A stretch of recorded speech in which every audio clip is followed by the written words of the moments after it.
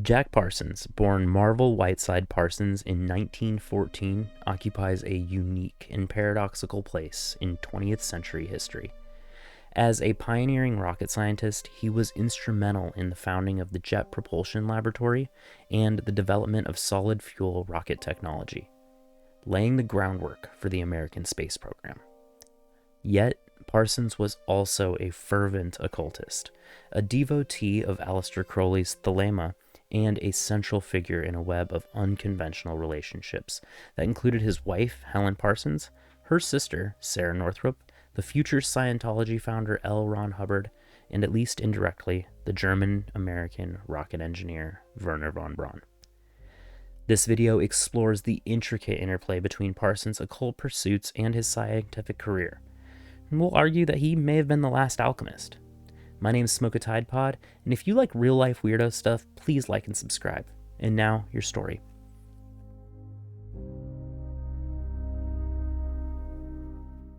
Jack Parsons was born into a wealthy but troubled family in Pasadena, California. His father's infidelity led to a bitter divorce, after which Parsons was raised by his mother and maternal grandparents in Pasadena's affluent Orange Grove Avenue, known as Millionaire's Row. Isolated and introspective, Parsons developed an early fascination with science fiction, mythology, and the occult. By age 12, he was conducting backyard rocket experiments with his friend Edward Foreman, using gunpowder and makeshift materials. Simultaneously, he dabbled in occult rituals, attempting to invoke supernatural entities, a foreshadowing of the dual passions that would define his life. Parsons' formal education was sporadic. He attended several schools, including the Brown Military Academy, from which he was expelled for detonating explosives.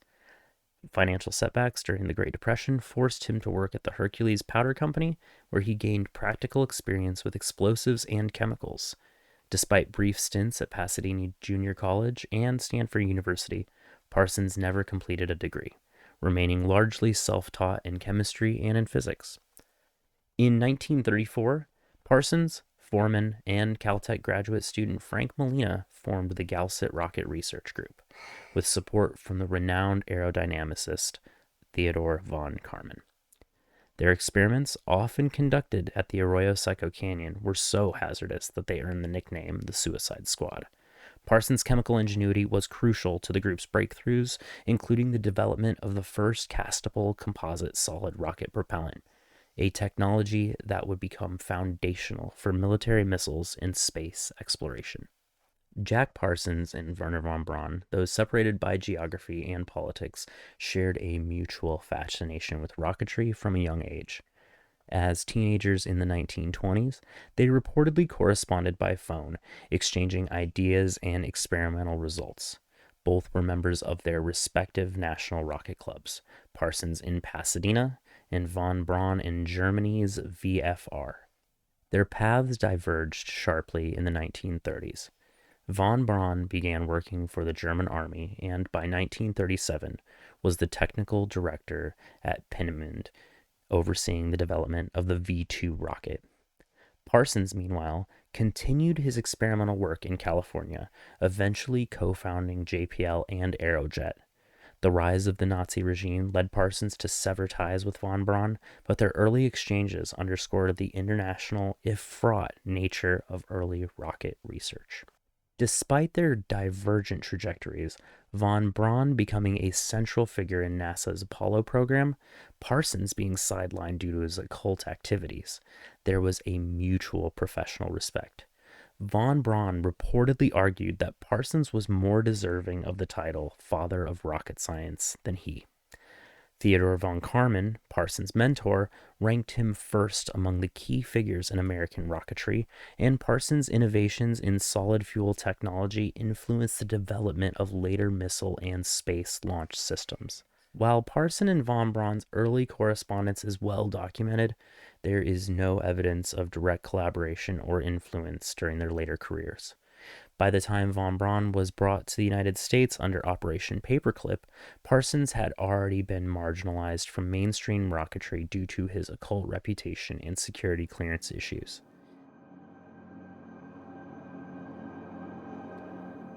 Parsons' interest in the occult deepened in the late 1930s. In 1939, he and his first wife, Helen Northrop, attended a Gnostic Mass at the Church of Thelema in Hollywood, where they encountered the teaching of Aleister Crowley and the Ordo Templi Orientis, or OTO. Thelema, Crowley's esoteric philosophy, centered on the pursuit of one's true will and embraced ritual magic, sexual liberation, and the integration of Eastern and Western mystical traditions. Parsons was captivated by the idea that magic could be reconciled with scientific principles, particularly quantum physics. Parsons and Helen joined the Agape Lodge, the California branch of the OTO, in 1939. Parsons quickly rose through the ranks, becoming the lodge's leader in 1942. His charisma, intellectual vigor, and financial support made him a central figure in propagating Thelema in North America. Crowley and other senior OTO members regarded Parsons as a promising successor, though they also expressed concerns about his impulsiveness and susceptibility to passing influences. Parsons' devotion to Thelema was not merely theoretical. He performed daily rituals, recited Crowley's Hymn to Pan before rocket tests, and sought to recruit colleagues from the JPL into OTO. His Pasadena mansion, known as the Parsonage, became a bohemian commune, hosting artists, occultists, and scientists. The boundaries between scientific experimentation and mystical practice blurred, as Parsons sought to weld science and philosophy and religion into a utopian existence. Parsons' correspondence with Crowley reveals a complex dynamic. Parson addressed Crowley as most beloved father and saw himself as Crowley's magical son. Yet Crowley maintained a cautious distance, wary of Parsons' romanticism and lack of discipline. Crowley's letters oscillated between praise, calling Parsons the most valued member of the whole order, and admonition, warning him against the dangers of unchecked magical experimentation, particularly during the Babylon working rituals. Despite these tensions, Parsons remained steadfast in his commitment to Thelema even after Crowley's death in 1947. He continued to develop his own interpretations of Thelemic doctrine, emphasizing the role of Babylon as a transformative force in the Aeon of Horus. Aleister Crowley's impact was primarily ideological, offering Parsons a framework for integrating magic with scientific inquiry. However, Crowley's ambivalence and eventual disapproval highlighted the dangers of unchecked experimentation and personal excess. Parsons met Helen Northrop at a church dance in 1934, and they married in April of 1935. Helen was supportive of Parsons' early scientific ambitions, tolerating his eccentricities and even his home-based nitroglycerin manufacturing. However, the couple's relationship became increasingly strained as Parsons devoted more time and money to the Galset Rocket Research Group and later to the OTO and his occult pursuits. Helen's own involvement in Thelema was significant. She was initiated into the OTO alongside Parsons and became an active participant in the Agape Lodge. However, the sexually permissive ethos of the OTO, which viewed marriage as a detestable institution and encouraged partner swapping, created tensions. In 1941, while Helen was away, Parsons began a sexual relationship with her 17-year-old sister, Sarah Northrop. Upon Helen's return, Sarah declared herself Parsons' new wife, leading to a painful rupture. Helen responded by initiating an affair with Wilfred Talbot Smith, the lodge's spiritual leader, and eventually bore his child. Despite the emotional turmoil, the four maintained a complex web of relationships, with Parsons continuing to support Helen and Smith financially even after their separation. Sarah Northrop, known as Betty, was drawn into the OTO at Parsons' urging and quickly rose to the rank of magician. Her affair with Parsons, begun at the age of 17, was both a personal and magical milestone for him. Parsons later reflected that his passion for Betty provided the magical force needed at the time, and that the act of adultery, tinged with incest, served as magical confirmation in the law of Thelema. Sarah's presence at the parsonage was disruptive. She clashed with other OTO members, earning the enmity of Crowley, who dubbed her the Alley Cat, and warned that she was a vampire intent on Parsons' destruction. Her behavior caused further tensions within the commune, undermining Parsons' leadership and contributing to the eventual dissolution of the Agape Lodge.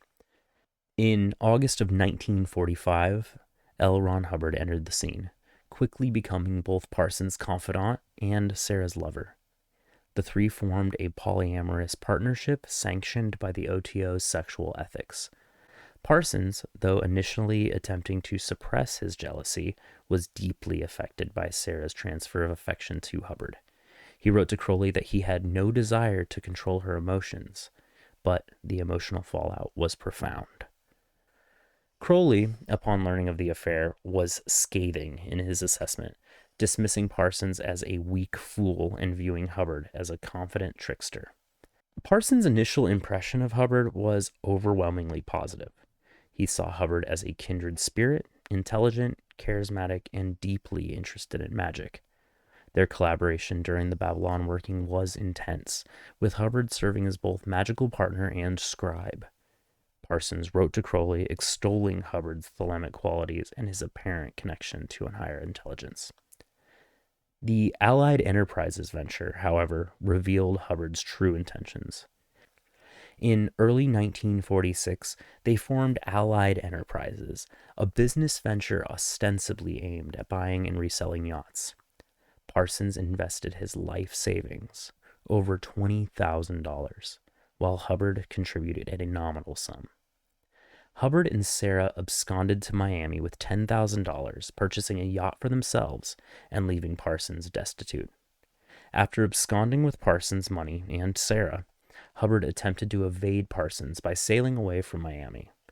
Parsons, resorting to both magical and legal means, performed a banishing ritual of the pentagram to curse the couple and claimed that a sudden squall forced their ship back to port, a magical intervention in his view. Ultimately, legal action recovered only a fraction of the money, and Sarah threatened to expose Parsons for statutory rape if he pursued the case any further. This betrayal marked the end of Parsons' relationship with both Sarah and Hubbard, leaving him emotionally and financially devastated. Not only did he lose his savings and his partner, but his reputation within both the occult and scientific communities suffered. The episode contributed to his growing sense of isolation and paranoia, themes that would dominate his later writings. Sarah went on to marry Hubbard, bigamously as he was still married to his first wife, and played a significant role in the early development of Dianetics and Scientology. The Church of Scientology, decades later, would claim that Hubbard had infiltrated the OTO as an undercover agent to destroy the black magic cult and rescue Sarah, a narrative unsupported by contemporary evidence. The Babylon working, conducted between January and March 1946, stands as one of the most infamous episodes in Parsons' occult career. Inspired by Crowley's novel Moonchild and Enochian magic, the rituals aimed to incarnate the thelemic goddess Babylon on Earth, thereby ushering in a new spiritual era. Parsons believed that by invoking Babylon, he could find a new magical partner, the Scarlet Woman, who would aid him in fulfilling his true will. The Babylon working involved a series of elaborate rites, including Enochian invocations, sexual rituals, and the use of magical tablets. Parsons reported a range of paranormal phenomena: poltergeist activity, disembodied voices, and alchemical effects on the weather. The culmination of the rituals occurred in the Mojave Desert, where Parsons claimed to receive a channeled text, the Liber 49, purportedly a new chapter of Crowley's Book of the Law. Shortly after the completion of Babylon working, Marjorie Cameron, a striking red-haired artist and former Navy wave, arrived at the parsonage. Parsons immediately identified her as the elemental woman he had invoked, the living embodiment of Babylon. Cameron, initially unaware of the magical context, became Parsons' lover and later his wife. Together they continued to perform sex magic rituals, with Cameron assuming the role of the Scarlet Woman. The Babylon working generated alarm among other OTO members, and even Crowley himself, who described Parsons and Hubbard as idiots. and he feared that their experiments were dangerously unorthodox. The rituals also marked a turning point in Parsons' personal life. Nevertheless, Parsons regarded the Babylon working as the most significant event of his life, believing that he had succeeded in earthing the force of Babylon and setting the stage for a new spiritual epoch. Marjorie Cameron, who Parsons met in 1946, became both his magical partner and his wife. Initially skeptical of Thelema, Cameron was drawn into Parsons' world through the intensity of their relationship and the shared experience of the Babylon working. His partnership with Marjorie Cameron, though initially fulfilling, was fraught with tension. Cameron's own struggles with mental health, her embrace of apocalyptic visions, and her eventual retreat into occult isolation mirrored Parsons' descent into paranoia and despair after his professional exile. After Parsons' passing, Cameron became convinced that he had been murdered and engaged in rituals to communicate with his spirit.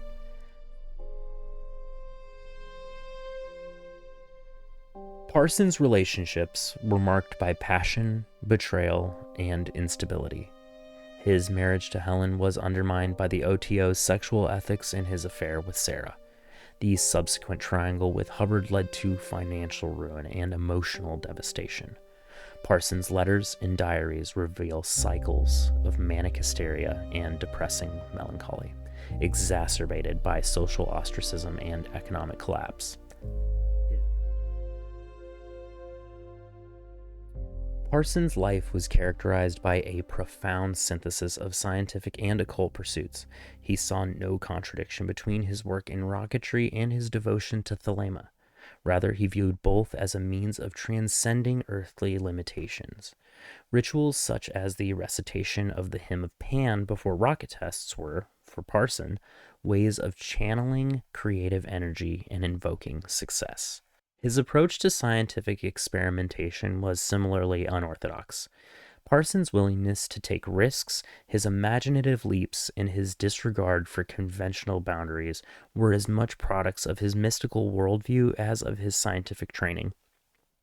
Colleagues described him as a delightful screwball whose eccentricities were tolerated until they become liabilities in the context of government contracts and Cold War paranoia.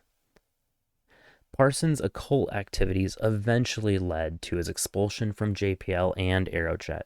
His open recruitment of colleagues into OTO, his drug use, and his unconventional lifestyle were viewed as security risks by federal authorities. During the Second Red Scare, Parsons lost his security clearance due to alleged Marxist affiliations and sexual perversions, effectively ending his career in classified rocketry research. Subsequent attempts to find work in the aerospace industry were thwarted by ongoing FBI investigations. Parsons' brief employment at Hughes Aircraft ended when he was accused of attempting to take classified documents to Israel, leading to further scrutiny and permanent revocation of his clearance in 1952. The dissolution of the Agape Lodge, the loss of the scientific colleagues' respect, and betrayal by Hubbard and Sarah left Parsons increasingly isolated. His attempts to find new purpose, whether in writing, magical experimentation, or work for foreign governments, were consistently thwarted by external suspicion and internal instability. The intersection of personal and professional crises contributed to a sense of fatalism that pervaded his final years.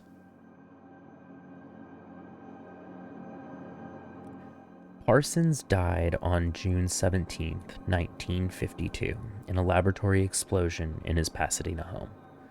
The official cause was accidental detonation of mercury fulminate, but alternative theories abound.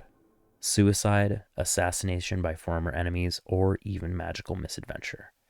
The proximity of his death to the release of LAPD Captain Earl Kynette, whom Parsons had helped convict years earlier, fueled speculation of revenge. Others pointed to Parsons' increasingly reckless behavior and drug use as the contributing factors. NASA and JPL have largely omitted him from official histories, relegating his contributions to footnotes or omitting them altogether. As one commenter noted, Drug use and orgies is just a hard thing to fold into NASA's official story. Despite his marginalization, Parsons' innovations in solid fuel rocket technology and his role in founding JPL and Aerojet are now recognized as foundational to the American space program.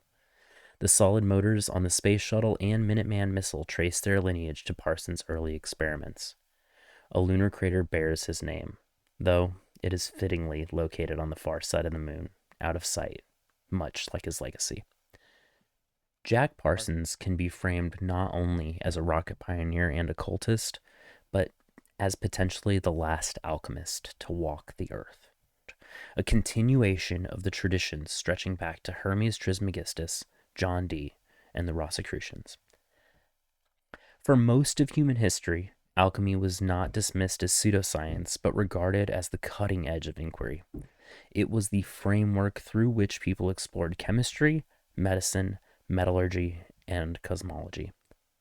Alchemists sought transformation of matter, of spirit, and of society, and their experiments laid the groundwork for modern science. Parsons' dual devotion to rocketry and ritual placed him in direct continuity with that lineage. His laboratory experiments with fuels and explosives mirrored the alchemical quest for transmutation, while his occult practices reflected the spiritual dimension of alchemy. In this sense, Parsons was not simply a scientist dabbling in mysticism, but an inheritor of the alchemical worldview. By the mid-20th century, science had fully professionalized and divorced itself from mystical traditions. Parsons, though, remained committed to both. His life and work can be interpreted as the final expression of alchemy in modernity. Jack Parsons' life defies easy categorization. He was at once a visionary scientist and a passionate occultist, and a tragic figure undone by the very forces, personal, magical, and societal, that propelled him to greatness. His relationships with Helen Parsons, Sarah Northrop, Aleister Crowley, L. Ron Hubbard, and Wernher von Braun shaped every facet of his journey, from the heights of scientific innovation to the depths of his personal despair. His name, once relegated to the dark side of the moon, is now being reclaimed as a symbol of the complex, often contradictory nature of human aspiration. In the words of one commenter, to me, his story was someone that starts out as a rocket and turns into a bomb. His life, like his rockets, was fueled by an unrestrained will, a force that, without sufficient constraint, ultimately led to creative brilliance and self-destruction.